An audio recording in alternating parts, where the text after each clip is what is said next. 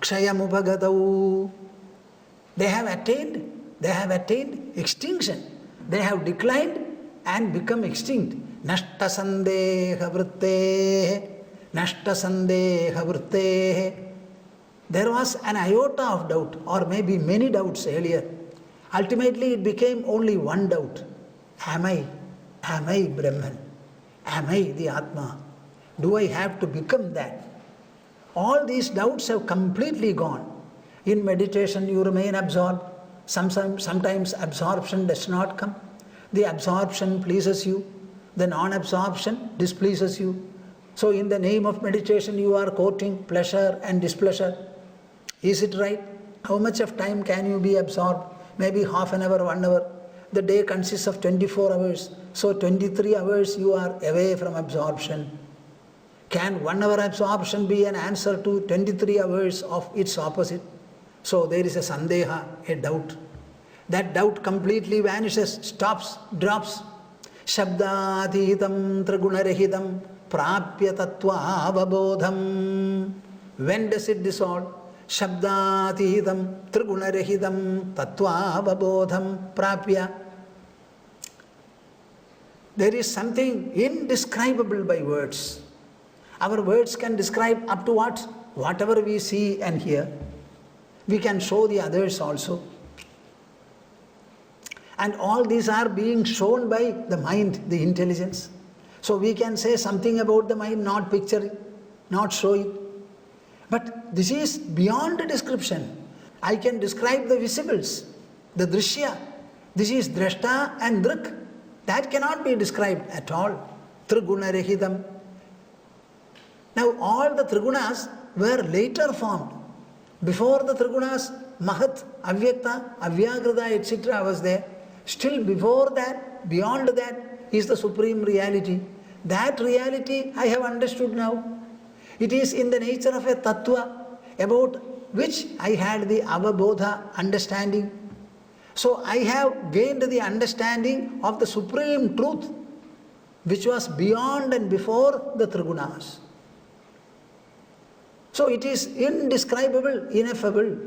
Having got to know it, Veda Bhedau Sapadigalidau Punya Pape Vishirne Maya Mohau Kshayamupagadau Nashta Sandeha Vritte.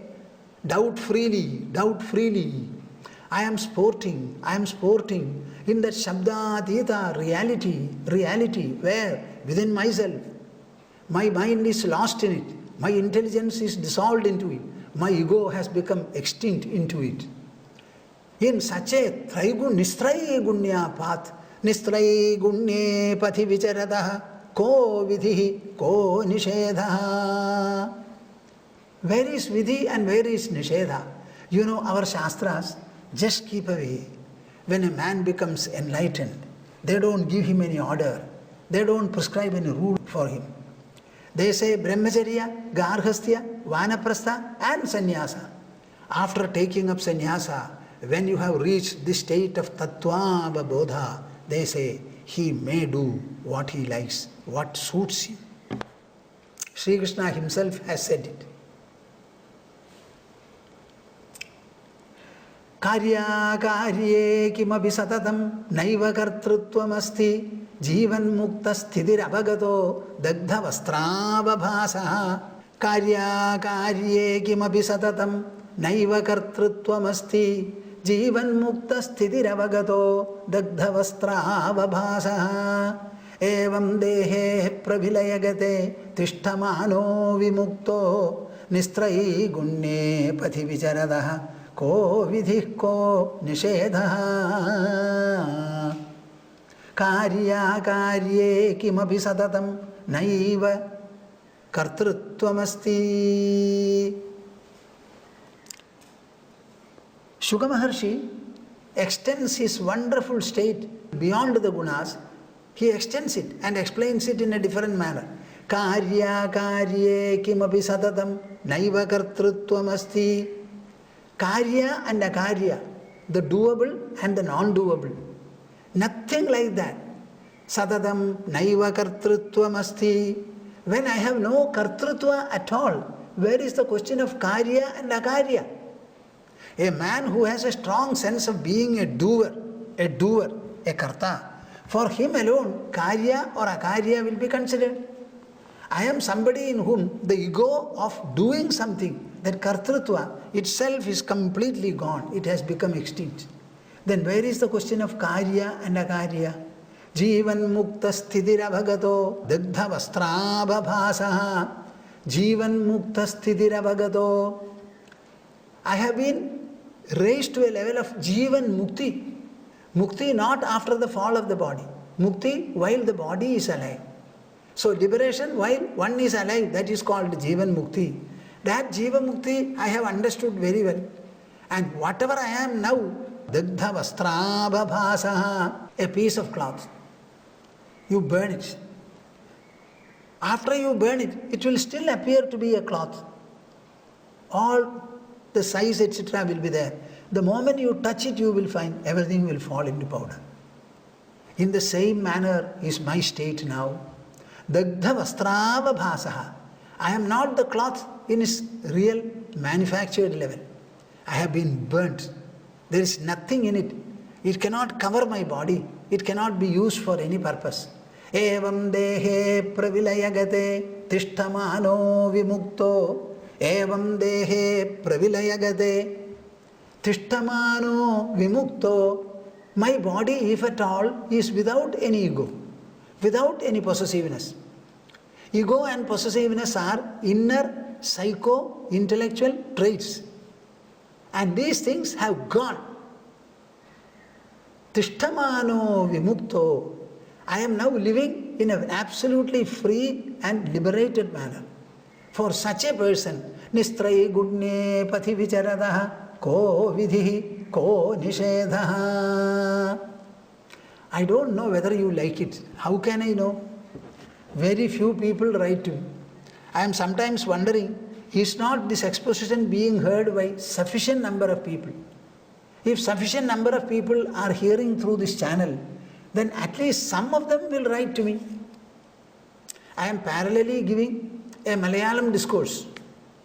How many people are writing to me? And I am sometimes wondering what happens to my English listeners. So when somebody speaks to you and addresses you without seeing you, at the same time all of you can see me, should you not let me know how you react or act to whatever is being heard?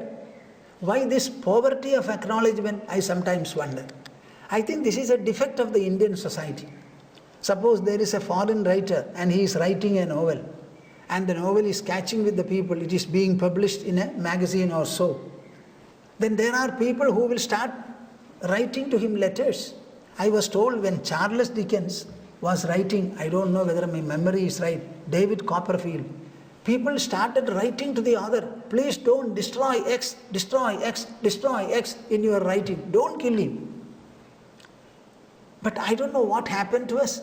Are we not an enlightened society? Should we not have more attunement and identity with what we hear? It is not easy to discuss a subject like this. It's not easy to telecast it also. Whenever something happens, I think you viewers will have to respond to it more heartily, more liberally, more wholesomely, more endearingly. Kasmat koham kimapi bhavan koyamatra prapanjaha swam swam vedyam gagana sadrisham purna tattva prakasham anandakhyam samarasagane bahyam antarvihine nistrayi gunye pathi vicharadaha ko vidhi ko nishedhaha. See, the man elevated to this level, how will he think? They were observing their mind, they were observing the manovritis, I said. Kasmat koham kimapi bhavan koyamatra prapanjaha. Kasmat koham kimapi bhavan koyamatra prapanjaha. Human life in its entirety is thriving upon three important legs, factors you can say. What is that? I, the first personal pronoun. You, the second personal pronoun. And then this, that, he, she, etc. Third. So the first person, second person and third person. With these three, we can cover the entire creation and object universe. Now here he says, Kasmat koham, where is this I? Kimapicha bhavan, where is this you? Koyamatra prapanjaha, where is this prapanja, this wonderful visible world? Swam swam vedyam gagana sadrisham purna tattva prakasham. Gagana sadrisham purna tattva prakasham swam swam eva vedyam.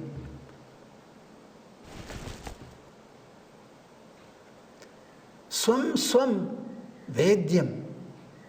Close your eyes. Try to observe and feel what radiates in your body. What is the power and the presence that animates your body, activates the senses, activates the mind, activates the intelligence, activates the ego. The one that activates the physical organs, the brain, the concepts, the emotions, and the ego. What kind of a substance can it be? Certainly it is not matter and energy whose aggregate the body is. It has to be beyond the matter, beyond the energy. Being supra-material and supra-energial, we call it the sentience. S-E-N-T-I-E-N-C-E, sentience. We call it consciousness, by virtue of which you become conscious of everything as well as yourself. That consciousness is animating the body, animating the brain, animating everything. That animator is different from all these. Our mind itself is very, very, very, very what? Very, very subtle. The intelligence and I all the more so. Then what should be the extent of subtlety of consciousness, sentience, whose functional nodes are the mind, intelligence and ego. When you reach there, you will find it's a wonderful radiance, a luminosity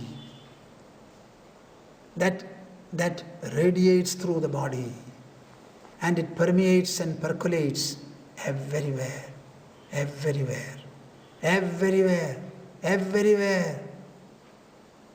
Swam swam vedyam gagana sadrisham purna tattva prakasham.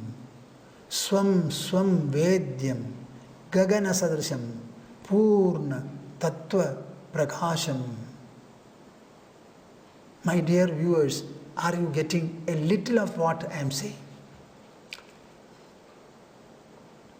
Throughout the wakeful day, it is the consciousness within that issues forth through the senses and generates all this multiplicity and expanse. When you, at the end of the wakefulness, go to sleep, the same consciousness withdraws,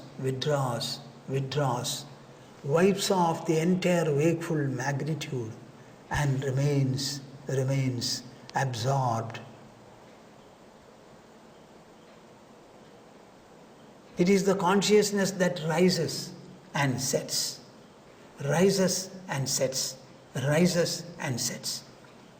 That consciousness, Shuka Maharshi says, Swam swam vedyam gagana sadrisham purna tattva prakasham. That is that full dimensional tattva and prakasha. We cannot describe it as anything. It is not an entity. It is not an entity. It is not a piece or a whole of existence. It is a tattva. It can only be conceived. It can only be perceived. It can only be realized inwardly by our consciousness, by our awareness. It reveals itself, therefore it is prakasha. It reveals the presence of the body, presence of the senses, and through the senses, the presence of the world. Everything it reveals, externally and internally. Itself it is purna, it is unconditioned, it is unaffected, it is unlimited. Gagana sadrisham. The only exemplar for it is Gagana, sky or space. Anandakhyam samarasaghane bahyam Anandakhyam samarasaghane bahyam. See, these are all assessments made by the intelligence. Anandakhyam, that is the real Ananda. I don't know whether when I use the word bliss, you will misunderstand it. What is Ananda? It is not the comfort, happiness or joy that you get because of a sensory experience or interaction. No, not at all. It is, on the other hand, an experience very pleasant, very fulfilling, that you derive inwardly in your mind and intelligence from within. There is no interactional joy, interactional pleasure. There is no interactional displeasure also. It is beyond both. Anandakhyam, let us call it. That is what gives us Ananda, Nandana. That is what really delights us. If something has to delight us, it has to relieve us from the agony of interaction, from the stress and strain of interaction. When the interactions themselves cease, there is no stress and strain from them. So this is something surging up from your own within. Anandakhyam samarasaghane. Samarasaghane. How to explain this word before all of you? Samarasaghane. It is actually a condensed form of rasa, a condensed form of pleasantness, samarasa. It comes from the samatva, that evenness, equalness of your perception. Make no differentiation at all. Everything should become equal, even. There is no high and low, no swinging, no swerving. It's all like this. A state of homogeneity, a state of non-differentiation, a state of non-dwellness. That is it. Bahyam antarvihine. This kind of an experience, when it dawns to you, you cannot say it is inside or outside. Inside and outside are derivations by the mind when the senses are active. I open my eyes and I see the external object, I say. What is this external? What does it mean? It's an idea. Idea does not come from the eye. Idea does not come from the object. It originates only from the mind, the ideator. So these are ideations from the mind. Bahya, external. Antaha, internal. Here there is no differentiation at all. Anandakhyam samarasaghane bahyam antarvihine nistrai gunne pathi vicharadaha ko vidhi ko nishedha.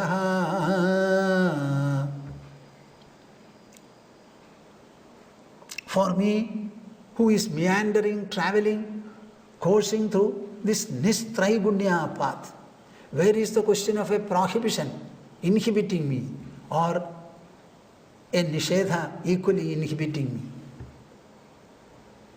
Prohibition or injunction? Prohibition inhibiting me or an injunction delighting me? Kasmat koham kimabija bhavan koyamatra prapanjaha swam swam vedyam gagana sadrisham purna tattva prakasham anandakhyam samarasaghane bahyam antarvihine nistrahi gunne pathi vicharadaha ko vidhi ko nishedha.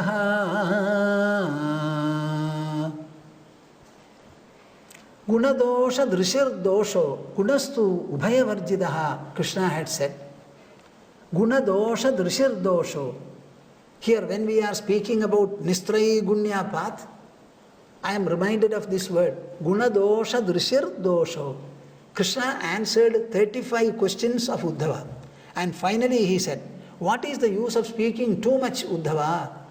The very thought, Gunadosha drishihi, the differential outlook about guna and dosha, that itself is dosha. Gunastu ubhayavarjidaha.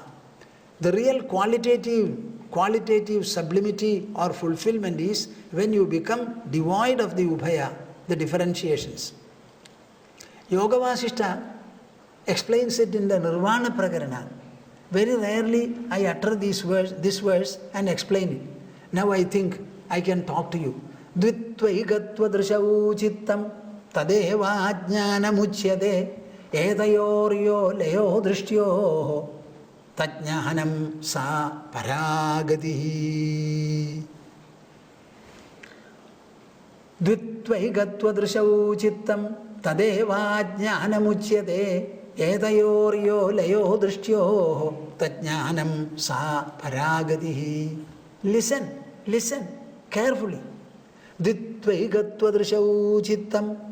We say mind, M-I-N-D. Everybody uses it. Nobody has seen it. Throughout the life we are using the word mind and we are working with the mind. But nobody knows or cares to know what it is. I think psychology discusses mind. They have not been able to understand it. Dvitvaigatva drishau chittam. Yoga Vasishta says, what is the mind? Dvitva ekatva drishau. As long as you have in your mind what? Considerations like duality and non-duality. Two and one. As long as these considerations or thoughts and ideas are there, that is mind which gives rise to all these thoughts. So, multiply thinking, thought of manifoldness, thought of one and as opposed to one too, this kind of a deliberation is called the mind. Tadeva jnana muchyade. This itself is called ajnana, ignorance or delusion. Then what is jnana? Etayoryo leyo drishtyo. Dvitva is one view, drishti, vision. Egatva is another vision. When both visions dissolve in your mind, after all, duality is an idea of the mind, a concept. Non-duality is another concept of the mind. Both the concepts belong to and spring from the conceiving mind. The conceiving mind can also be free of them. That mind is different from both. These are ideas produced by the mind, the ideator. So the ideator is different from the ideas. So let both of them dissolve and you sense the ideator. That is called tat jnanam sa para gati. That is called real spiritual wisdom, and that is the supreme abode, way, course and refuge.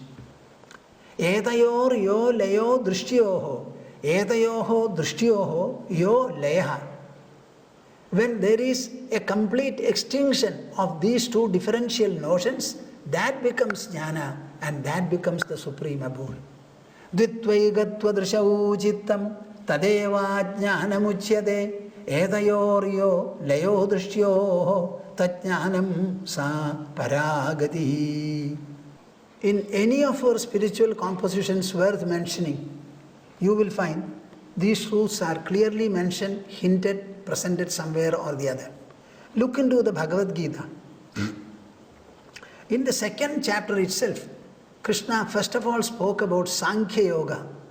He presented the indestructible, imperishable soul. After completing the proposition, he immediately mentioned about the Samatva Yoga Buddhi, Karma Yoga. And he points out that a yogi will have attained his fulfillment when this happens. And he said, Yada te moha kalilam buddhir vyatitarishyati tada gantasi nirvedam srodavyasya sudasya cha. When your mind has overcome delusion, then you will not be interested in listening to more and more of Shastras, nor will you be confused and you will be oscillating by whatever you have heard. There will be an inborn clarity, definiteness in you, a clear dawning. You will have no more doubt. Then finally he says, what exactly is the state of yoga? This is verse number 53, just before the commencement of Sthitaprajna Prakarana, where Arjuna asks about who is Sthitaprajna, Sthitadhi, etc. Before that, Shruti vipradipannate yada stasyati nischala samadha vachala buddhihi tada yogamavapsyasi. I am mentioning this so that you will be able to link the references properly. What is he saying? When your intelligence, which is now tossed by reading a number of scriptures, a variety of pronouncements, you are not able to have a clear vision or a clarity in yourself. The mind starts getting swinging and swerving. The intelligence is getting tossed. Shruti vipratipannate. A number of doubts assail your mind. When that mind which is oscillating, the intelligence that is assailed, sthasyati nischala achalacha samadhau. When it becomes stable and poised in your own inside andakarana, tada yogam avapsisi. That is the state of yoga. In other words, what does it mean? It is a state where the intelligence and the mind do not swing or swerve. They remain still and poised. There is no doubt, there is no desire, there is no hatred, there is no enquiry, there is no special finding also. It simply remains poised and stable. This is what happens. Now let us go to Kathopanishad, where the little boy from the earth, Nachiketas, is having a direct conversation with the god of death. After listening to Yama, Nachiketas intercepts Yama and he says, "You know what I am asking you about?"